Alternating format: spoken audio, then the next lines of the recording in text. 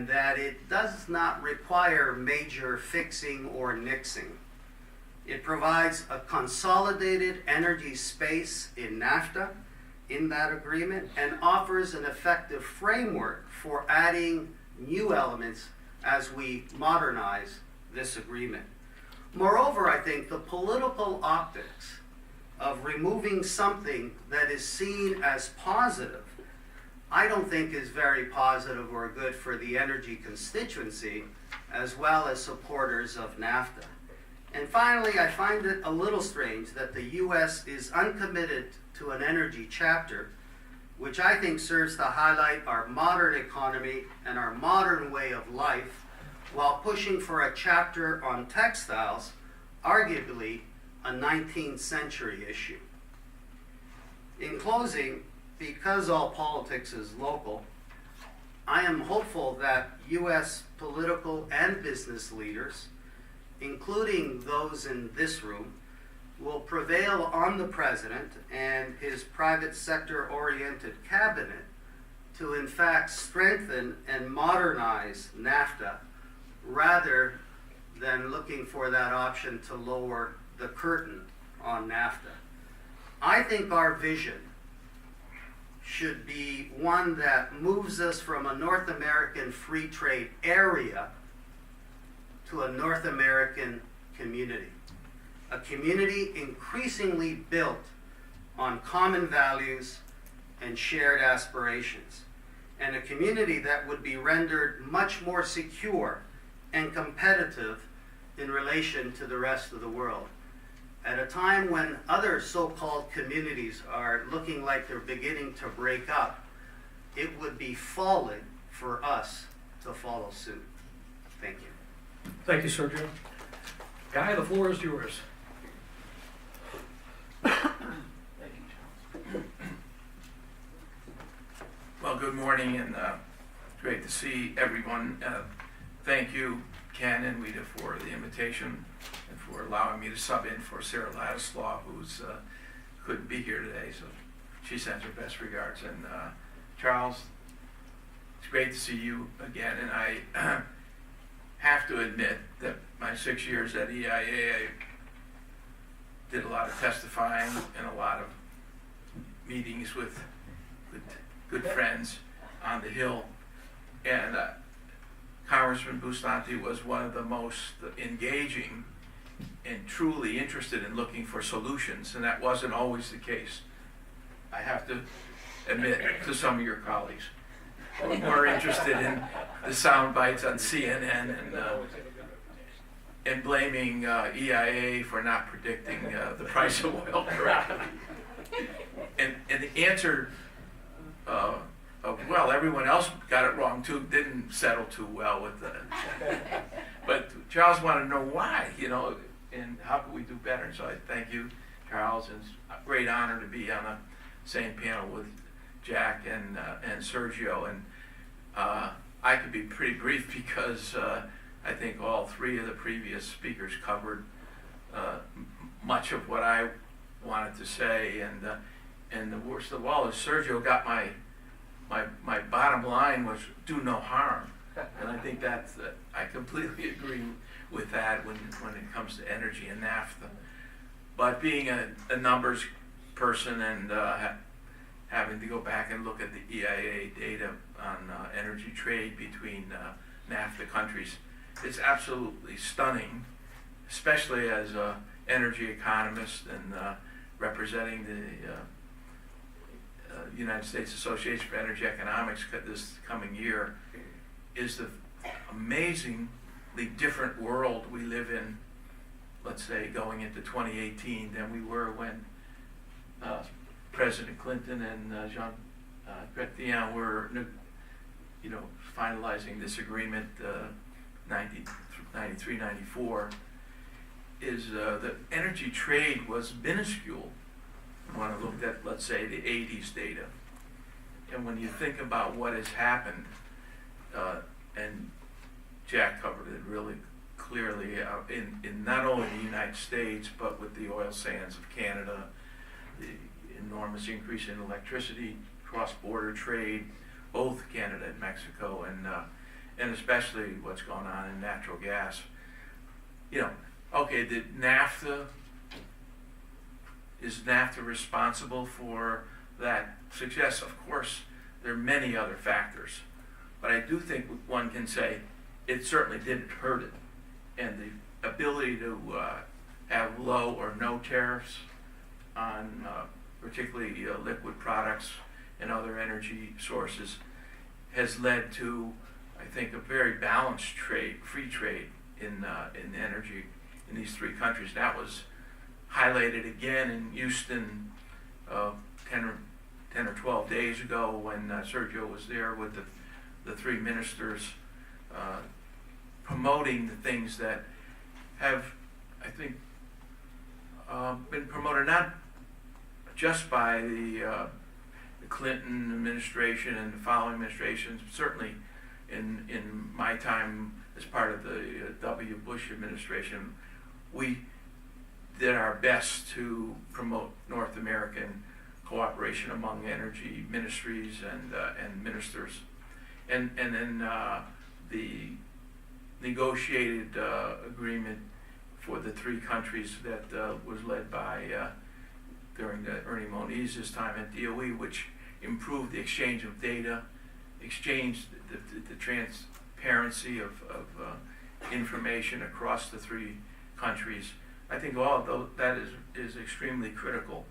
And clearly one of the major changes, in addition to the amazing success that our innovative technology has led to in terms of light tight oil and shale gas, is what's happened in Mexico. I mean, Mexico during the negotiations in 93, 94, basically put a ring around energy. And that's part of the reason energy per se, or indirectly energy, it hasn't had a large role, it didn't have a large role directly in NAFTA, but indirectly there has been enormous change. And the Mexican constitutional reform referred to by previous speakers is one of the main reasons why I think it does warrant modernization of this agreement, and not the removal of the energy chapter, but the improvement and use the word, I think modernization is a good one. Modernization without doing any harm, and because I think things have worked pretty well on energy and continue to work. And the other aspect of the indirect is the investment that has been mentioned already by all three previous speakers. We need enormous new investment in infrastructure, in energy, and in getting that energy to our customers. Midstream infrastructure in particular needs more investment, and I think anything that can be improved within NAFTA to stimulate and facilitate more investment would be welcome, because of the I think expectations that have been, the forecast that have been referred to by EIA and by other companies and the commercial projections by financial institutions, is we are headed towards self-sufficiency as a region, perhaps as early as 2020. And you know, we've heard the energy independence mantra from all the presidents since Nixon.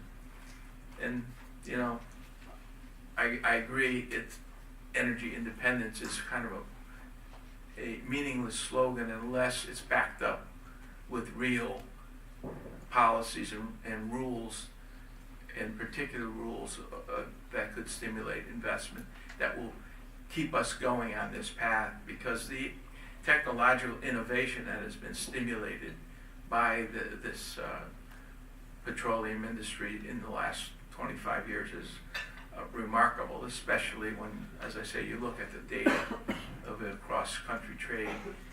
And I think, yes, that's given us a sense of security, but it's not enough. I mean, I've been following energy security issues for longer than I'd care to mention, beginning with my time at the CIA, and when I first got down to Washington more than 40 years ago. And we recognize that we need, as a trilateral group of countries, to deal with security in a different way now, even with self-sufficiency. We still cannot afford a disruption if something goes wrong in MBS's plans for the future of Saudi Arabia.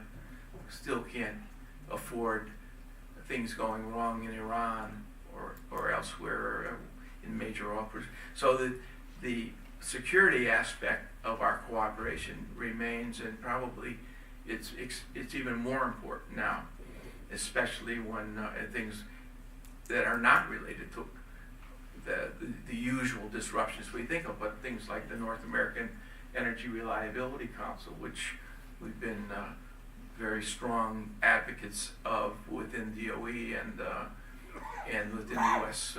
Previous administrations.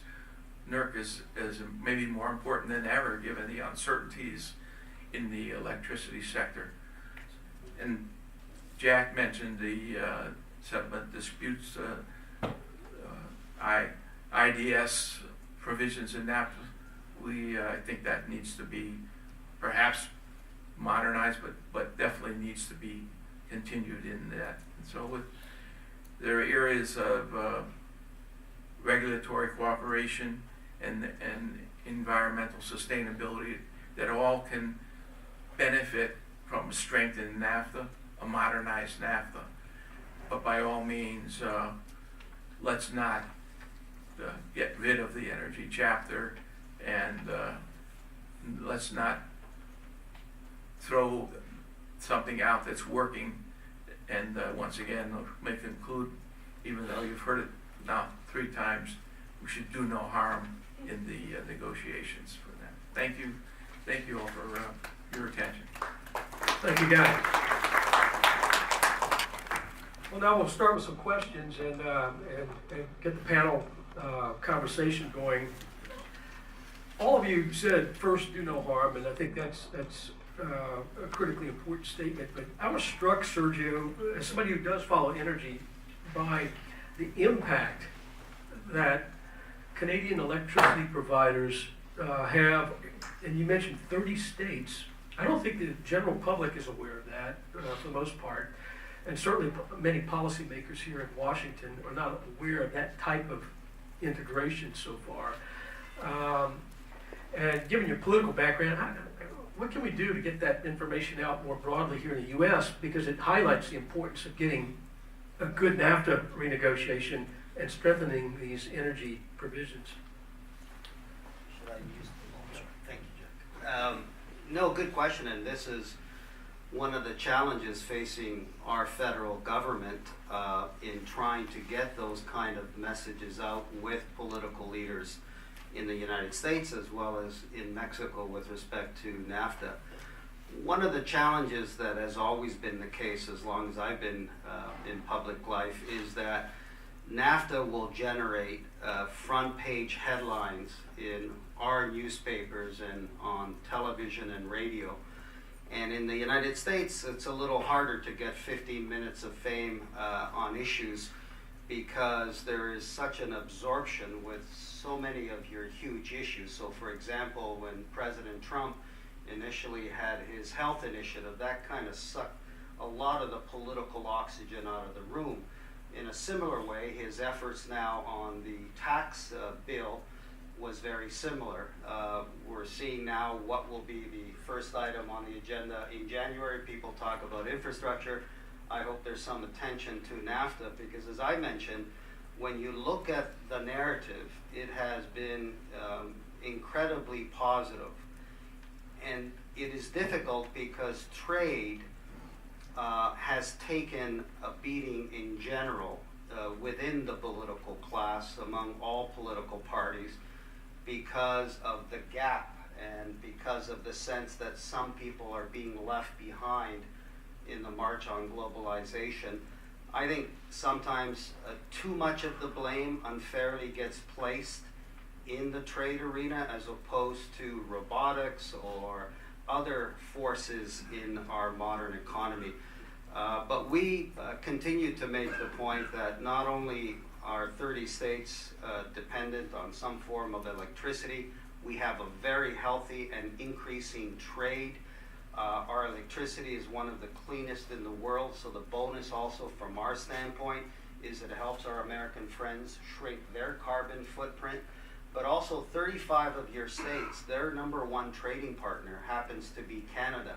And that's why I alluded to the fact that many congressmen and many governors are supporters of NAFTA, because it is really about a pocketbook issue. So we've been, our government led by Prime Minister Trudeau and his ministers have fanned across America, not only in Washington, but getting out to the regions and talking to your mayors and to your governors about these issues. And we hope that when the political class turns their attention to NAFTA, that these numbers will find some room, as opposed to simply sometimes the political ideology built around trade.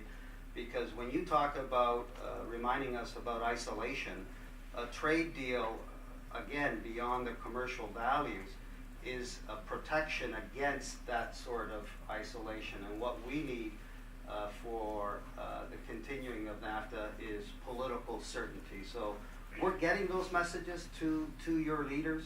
I think it's been difficult competing with some of the domestic issues, but I hope when people come to decide ultimately that the administration will take on board all of these realities as opposed to sometimes what we've heard during the campaign from both Republicans and Democrats, mind you. Well, Guy, Jack, you want to respond to that, those comments? Or? Let me just add to what Sergio said, and when you think about the integration and the providing particular electricity down to the United States, say 30 to 35 states have relationships here. The integration, Charles, we shouldn't forget about, when you think of it from the oil and gas perspective, the number of U.S. jobs specifically dependent upon the trade activity. Let me give you just a couple quick examples. You look at oil sands in Canada. Every 2 jobs you create in Canada, we create 1 job in the U.S. to support that job and that opportunity. Much of the technology developments, investments, and all are coming from U.S.-based interests. You look at Mexico. Many people don't realize we have refineries in Houston today. They're by and large importing crude oil from Mexico, refining it, and turning around and exporting the finished product right back into Mexico.